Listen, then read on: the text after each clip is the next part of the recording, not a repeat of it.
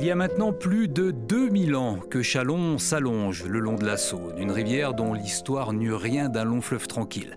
Artère principale d'un Châlons base navale pendant l'Antiquité, axe commercial d'un Châlons centre de négoce et solide port d'attache de la batellerie marchande au temps moderne. Et puis frontière naturelle également entre zone libre et zone occupée d'un Châlons posé sur la ligne de démarcation pendant la Deuxième Guerre mondiale. Pour ce qui est des personnalités natives d'ici, Châlons arrive dans le peloton de tête des villes de la région. Et il n'y a pas photo, ou plutôt si, et c'est celle-là. Elle est de Nicéphore Niepce, née à Châlons en 1765. C'est la toute première de l'histoire, depuis il y en a eu quelques autres. Châlons a d'ailleurs longtemps fourni aux photographes les outils nécessaires jusqu'à ce qu'il y ait un hic, et même plusieurs. L'arrivée du numérique qui fit de l'argentique une technique préhistorique. La préhistoire, puisqu'on est remonté si loin, c'était l'époque où l'on s'habillait d'un rien, peau de roc et fourrure d'ours.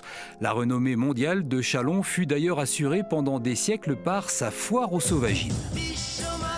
Des milliers d'animaux de tout poil y ont laissé leur peau. On comprend pourquoi, tirant sur sa laisse, le chien n'avait pas envie de traîner dans les parages. Ça devait tenir chaud et c'était bien, avec du recul, le seul et unique avantage de la chose. La mode est une forme de laideur si intolérable qu'il faut en changer tous les 6 mois, disait Oscar Wilde. Châlons célèbre donc à plus d'un titre, des titres comme certains natifs de la ville en ont inscrit des dizaines à leur répertoire. Châlons qui, depuis l'Antiquité, continue donc à mener sa barque et toujours à fleur de Saône.